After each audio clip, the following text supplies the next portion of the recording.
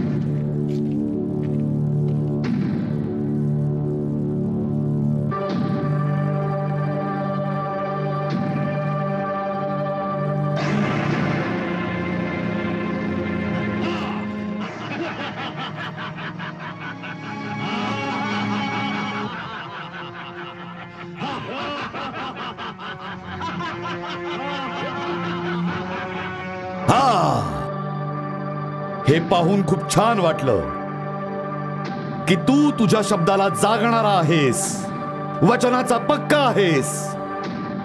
हे शौर्याचं लक्षण आहे।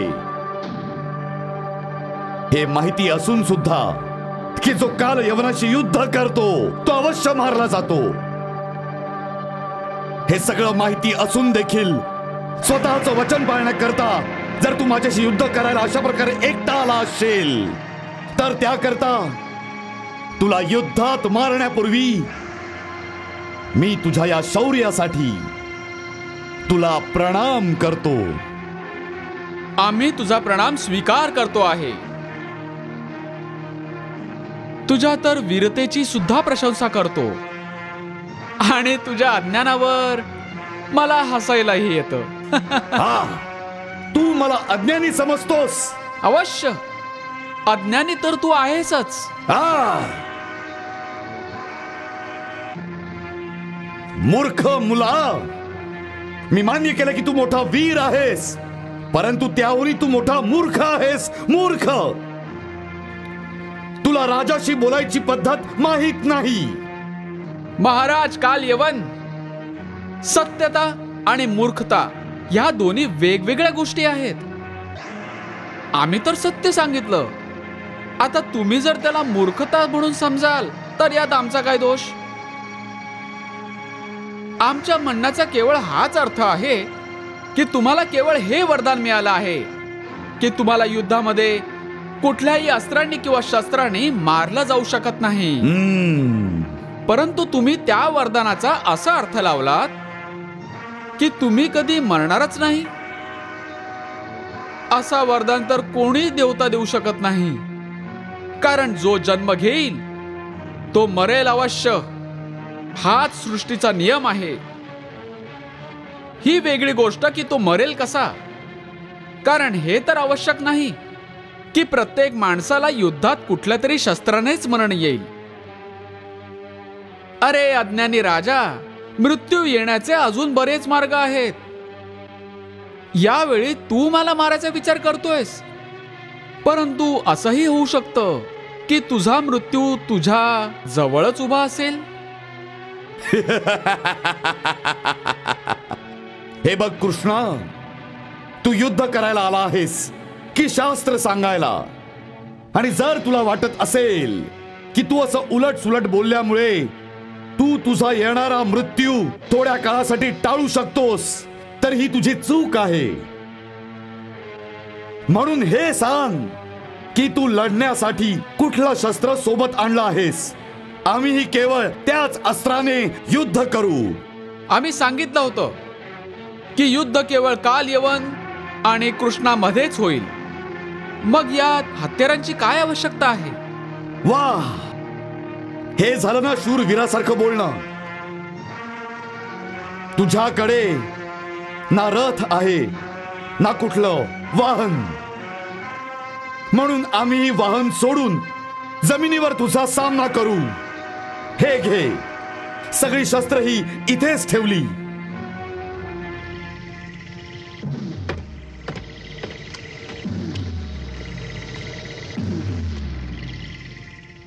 हा, आता तर बरोबरीची लढत आहे ना.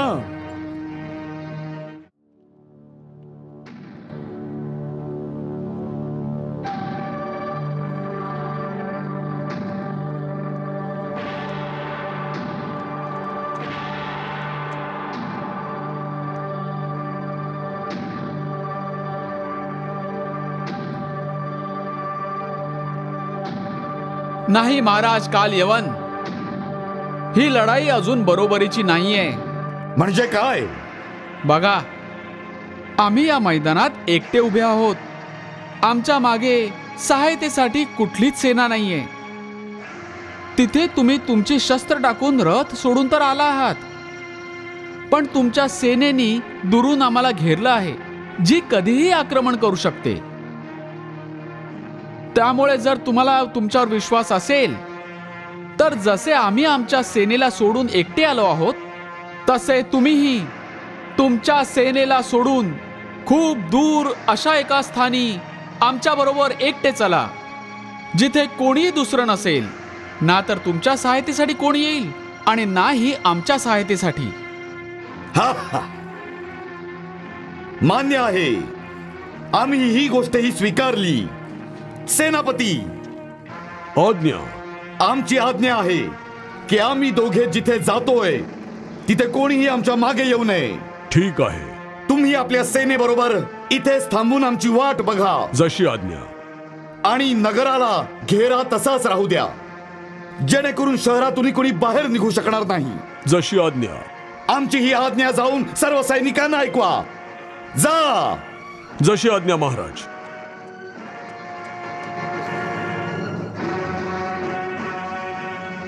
चल, आता कुठे जायचं आहे? तिथपर्यंत जिथे आपल्या दोघांना कोणी बघूही शकणार नाही. चल. चला.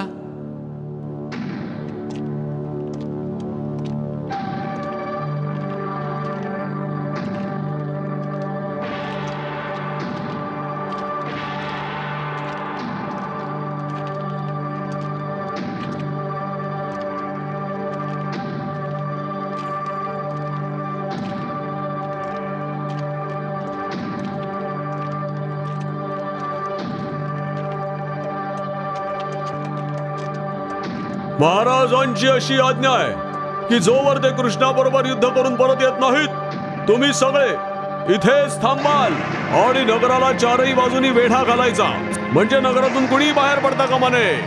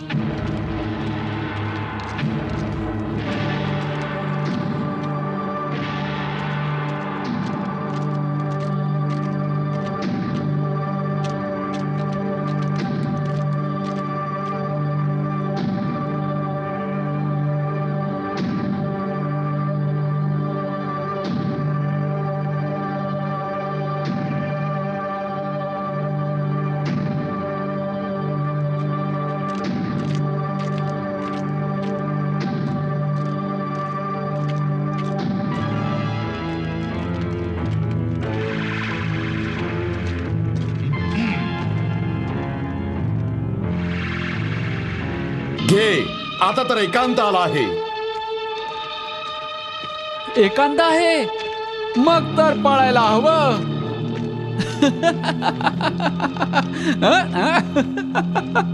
हा, भेकड, पळपुटा, विश्वासघातकी.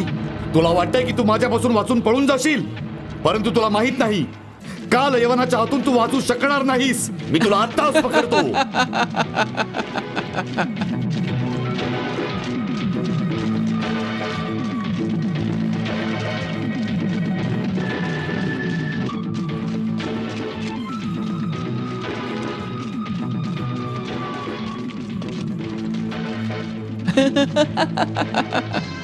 काल यवनाच्या हातून त्याची शिकार कधीच वाचू शकत नाही. मी तुला आत्ताच पकडून दाखवतो. मी तुझ्यापासून लांब पळत नाही काल यवन. मी तर अशासाठी पळतोय की पळाल्यामुळे अंगात ऊर्जा येईल, जरा रक्तात गरमी येईल, तर युद्धाची मज्जा येईल ना.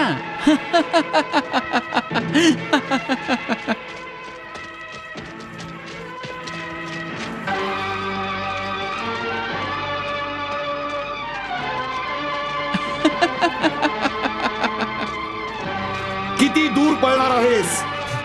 केवळ अजून थोडं दूर.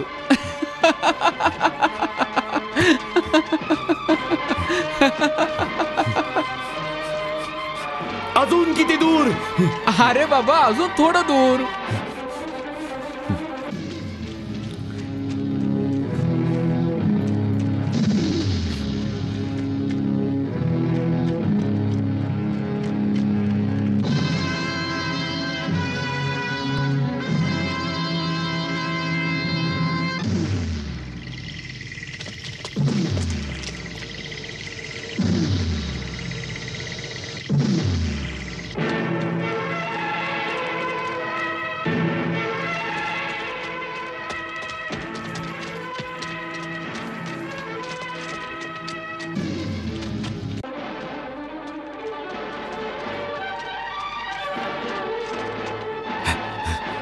अजून किती दूर?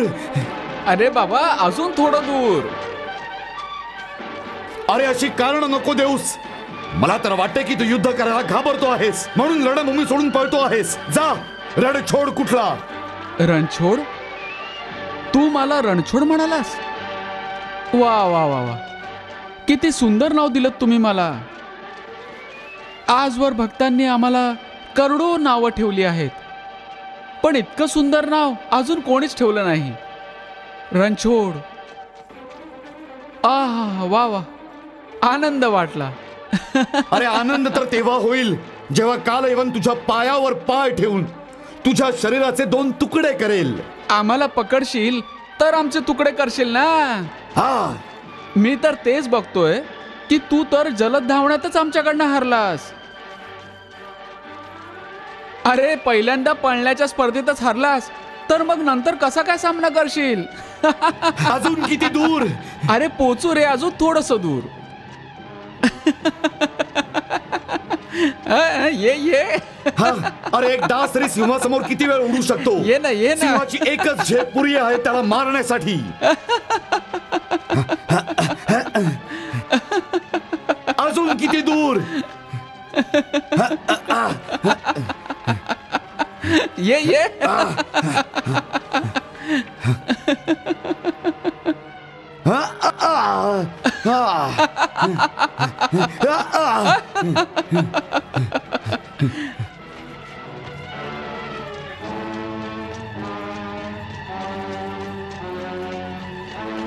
अशा तऱ्हेने श्रीकृष्णांनी काळ यवनाला पार थकून जाईपर्यंत पळवत ठेवलं. अहंकारांची झापडं लावलेल्या काळ यवनाला इतकंही कळलं नाही की सुरू व्हायच्या आधीच तो ही लढाई हरला होता.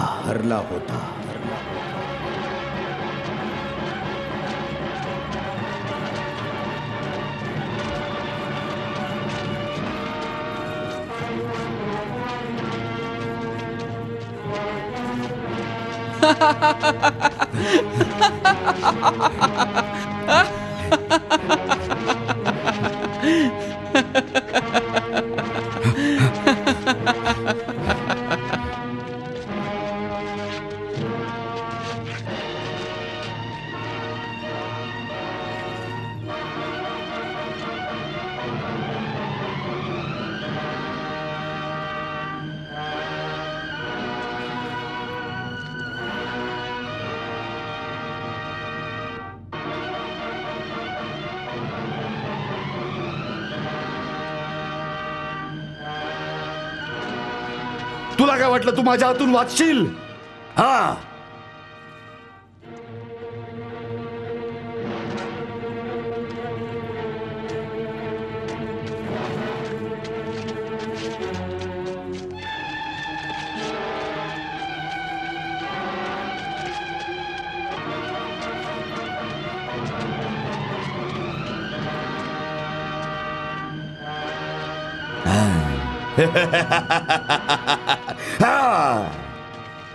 तुला वाटलं की या अंधाऱ्या गुहेत लपून तू माझ्या हातून वाचशील तर ती तुझी चूक आहे. अरे काल यवनाने तर मोठ्या मोठ्या सिंहांनाही अशा गुहेत घुसून मारला आहे. तू तर एक सामान्य माणूस आहेस. हा, हेही चांगलंच झालं की तू या अंधाऱ्या गुहेत स्वतःच घुसलास. आता तर पळायलाही जागा सापडणार नाही. हा,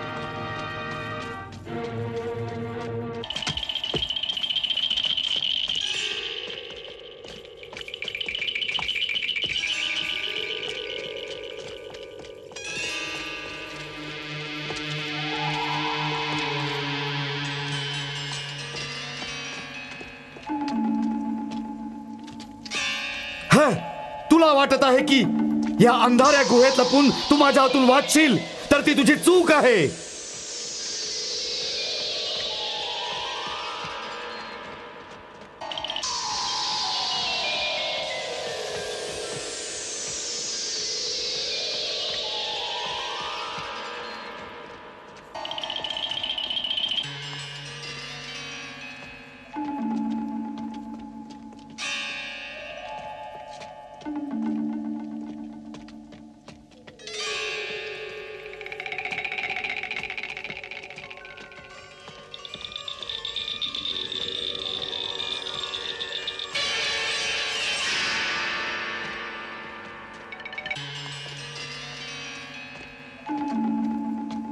अरे काल यवनाने तर मोठ्या मोठ्या सिंहांनाही अशा गुहेत घुसून मारला आहे.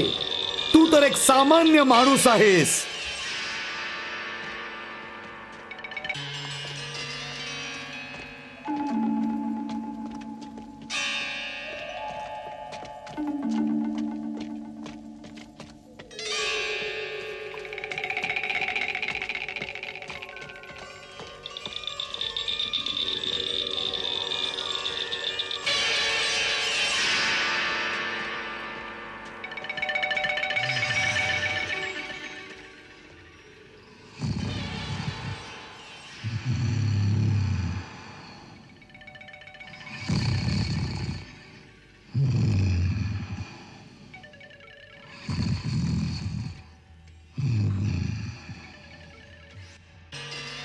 मला आता झोपायचंय. मन भरेपर्यंत झोपायचंय. म्हणून मला असा वर द्या की जेव्हा मी झोपेन तेव्हा माझ्या निद्रेत कोणीही बाधा टाकू शकणार नाही. तथास्तु, असंच होईल. माझं वरदान आहे की जो कुणी प्राणी तुम्हाला गाढ निद्रेतून जागं करेल त्याच्यावर तुमची दृष्टी पडताच तो तत्क्षणी भस्म होऊन जाईल.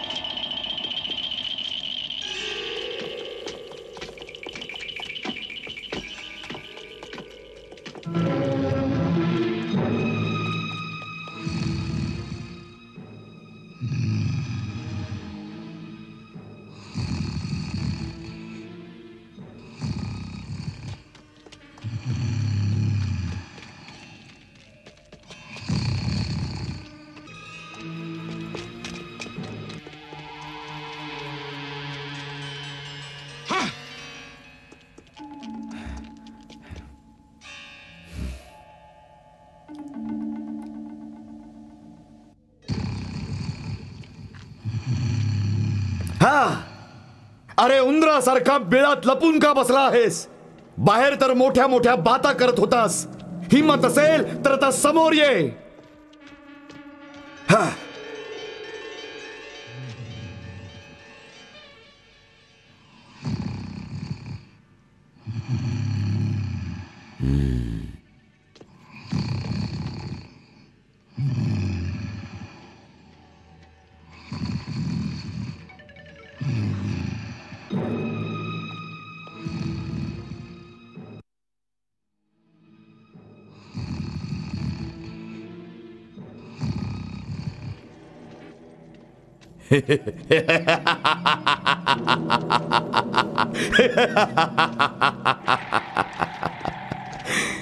मी आयुष्यात मोठे मोठे पळपुटे आणि भेकड बघितले आहेत, पण तुझ्यासारखा तर कोणीच बघितला नव्हता.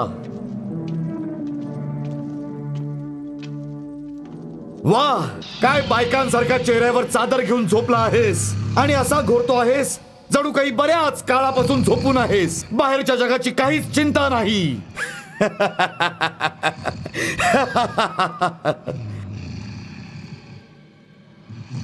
हे बघ, मला राग येतो आहे. म्हणून मी तुला शेवटचं सांगतो आहे की उठ आणि युद्ध कर, नाहीतर इथेच चिरडून टाकीन तुला.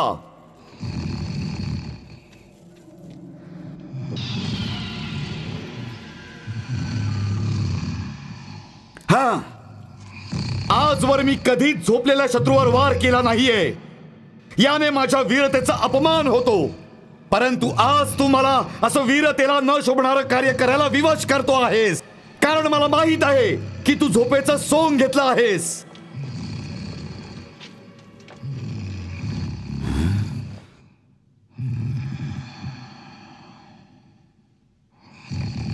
उठ,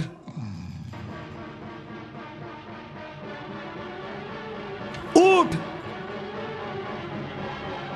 अरे उठ.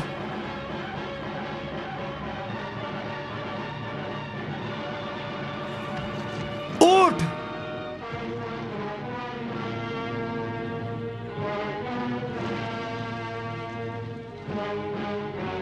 उठ, उठ. हे कोण दुष्ट आहे? तुझा काळ, काल यवन, तुझा काळ. उठ, नाही तर आताच पायाखाली तुझं शिर चिरडून टाकीन. उठ.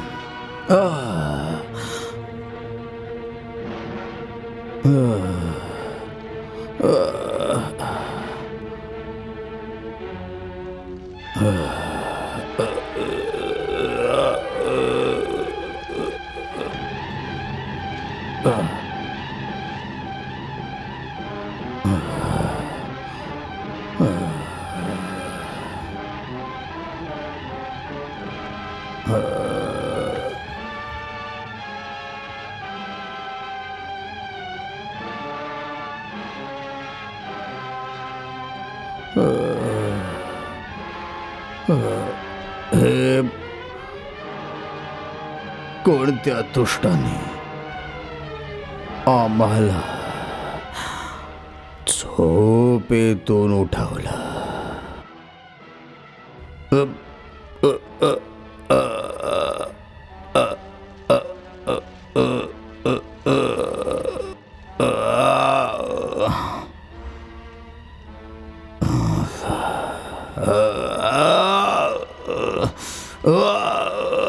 कोणत्या दुष्टाने आम्हाला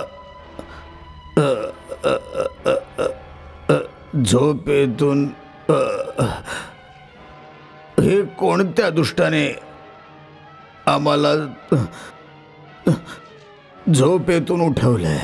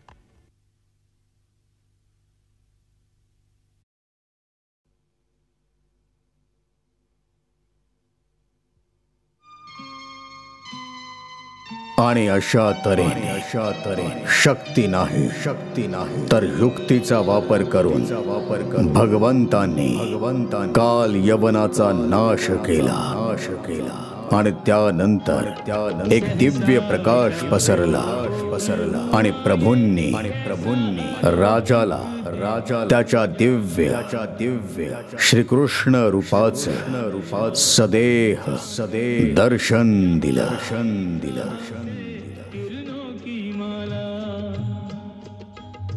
तेज से फिर एक तेज प्रकट हुआ, तेज का तेज बढ़ाने वाला तेजोमय इस ज्योति स्वरूप ने राजा को अचरज में डाला.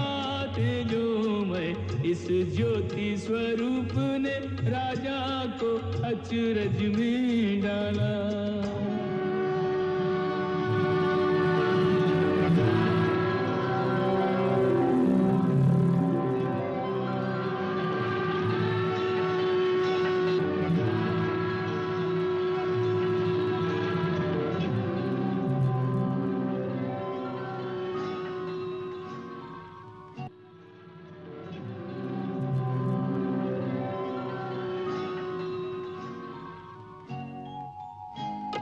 भक्त को माया मोहित देखा, तब श्री कृष्ण लगे मुस्काने.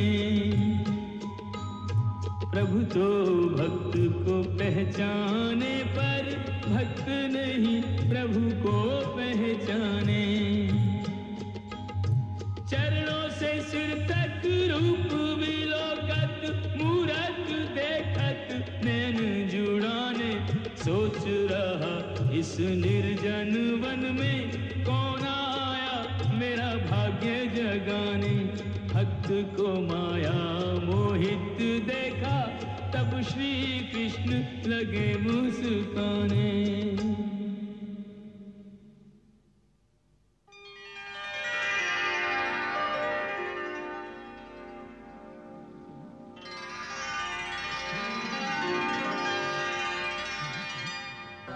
हे दिव्य प्रकाशी, तुम्ही कोण आहात जे आतल्या कोवळ्या पावलांनी या काट्या कुट्यांनी भरलेल्या वनामध्ये, या अंधाऱ्या गुहेत तुमचा दिव्य प्रकाश पसरवत आहात? मला वाटतं की तुम्ही तेजस्वी, स्वयं तेजस्वी मधले तेजस्वी भगवान अग्निदेव तर नाही आहात, जे तेजालाही तेज प्रदान करतात? किंवा तुम्ही सूर्यदेव तर नाही, पण तुमच्या या तेजामध्ये ज्वाळा नाही आहेत. म्हणून मला वाटतंय की तुम्ही अवश्य देवतांचे आराध्य देवता ब्रह्मा, विष्णू किंवा शिवांमधले एक आहात. जसं दिव्याच्या प्रकाशाने गडद अंधारही नष्ट होतो, तसेच तुम्हीही या तेजाने भरलेल्या कांतीने या गुहेतल्या अंधाराचा नाश करताय. हे महातेजस्वी, तुमच्या या परमदिव्य आणि असाह्य तेजांनी माझी शक्ती ही कमी होते. माझे डोळे तुम्हाला जास्त काळ बघूही शकणार नाहीत. हे प्रभू, मी इक्ष्वाकू वंशी महाराज मांधाता यांचा पुत्र मुचकुंद पवित्र हृदयाने तुमच्याबद्दल जाणून घ्यायला इच्छुक आहे. म्हणून हे पुरुषोत्तमा, जर तुम्हाला वाटलं तर तुम्ही तुमचा जन्म, कर्म आणि गोत्राबद्दल सांगायची आम्हाला कृपा करावी.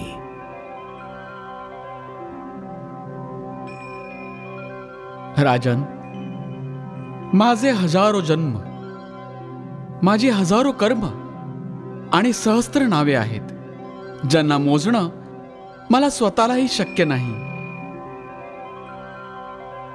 हे शक्य आहे की कोणी पुरुष आपल्या अनेक जन्मातल्या मेहनतीने या पृथ्वीवरचे वाळूचे कण मोजू शकेल, पण माझे जन्म, गुण, कर्म किंवा माझ्या नावांची गणतीही अनंत जन्मातही करू शकणार नाही. सनक, सनंदन वगैरे माझे परमर्षी गणही माझी नावे आणि माझ्या गुणांना समजू शकणार नाहीत. तरीही प्रिय मुचुकंद, तू आधीच्या अनेक जन्मांमध्ये माझी आराधना केली आहेस, म्हणून मी तुझ्या या प्रश्नाच्या उत्तरादाखल मी तुला माझ्या वर्तमानातील जन्माचं आणि नामांचं वर्णन करतो. तर ऐक. ब्रह्माजींनी मला धर्माची रक्षा आणि असुरांचा संहार करायची प्रार्थना केली होती. त्यांची प्रार्थना स्वीकार करून मी यदुवंशात वसुदेवाच्या इथे जन्म घेऊन अवतार धारण केले आहे. म्हणून सगळे मला वासुदेव कृष्ण म्हणतात. आतापर्यंत मी काल नेमी असुराला, जो कंसाच्या रूपात जन्मला होता, आणि त्याच्याबरोबरच प्रलंब आदी दुसऱ्या अनेक असुरांचाही संहार केला आहे. हा यवन राजा, जे माझ्याच कारणाने तुझ्या या तीक्ष्ण दृष्टीमुळे भस्म झाला, याचं नाव काल यवन होतं. राजन, तुमच्यावर प्रसन्न होऊन मी तुम्हाला माझ्या वर्तमान जन्माचं रहस्य सांगितलं आहे. तू जी मागच्या अनेक जन्मापासून माझी आराधना केलीस, त्याचं फळ देण्यासाठी मी स्वतः या गुहेत तुझ्याकडे आलो आहे. तर हे आदर्श राजा मुचुकंद, आजवर तुझी जी काही अभिलाषा असेल ती माझ्याकडून मागून घे. मी तुझ्या सगळ्या अभिलाषा, सगळ्या लालसा पूर्ण करीन. कारण जो एकदा मला शरण येतो, त्याच्यासाठी मग कुठलीच अशी गोष्ट शिल्लक राहत नाही ज्यासाठी त्यांनी शोक करावा.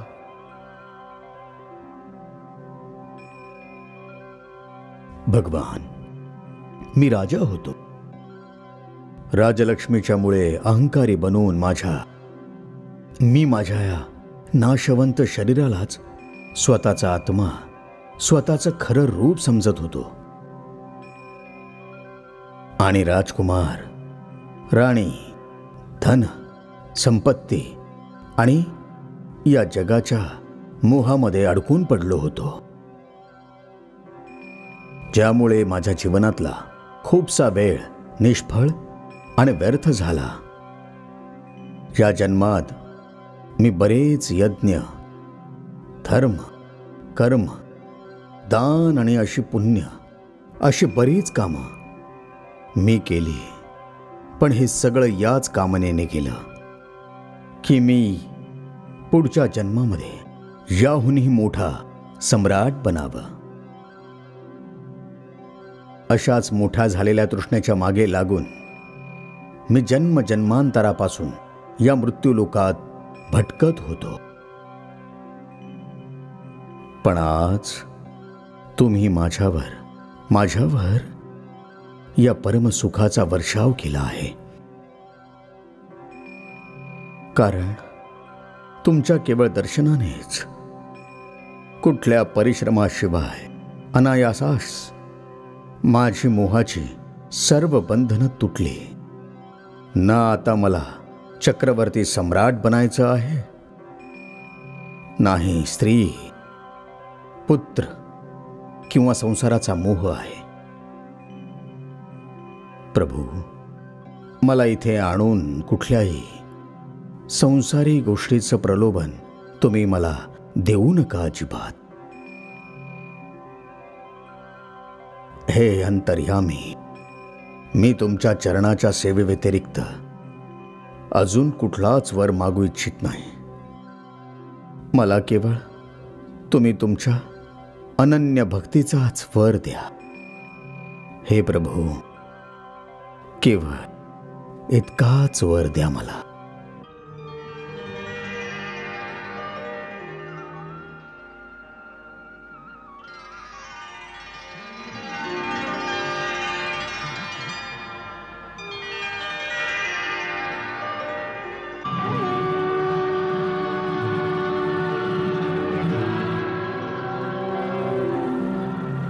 महाराज मुचुकुंद,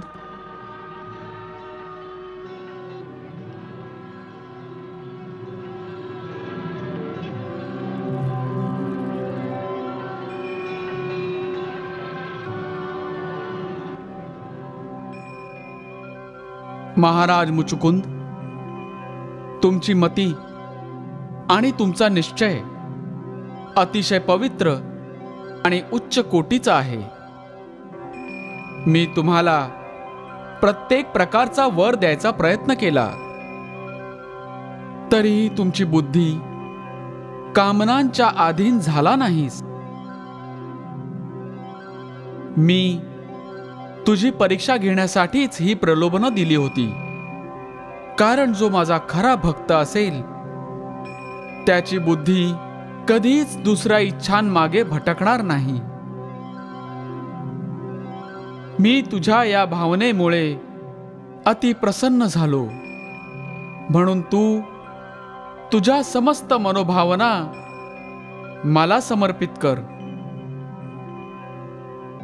आणि बद्रिका वनात गंधमादन पर्वतावर जाऊन तपस्या कर.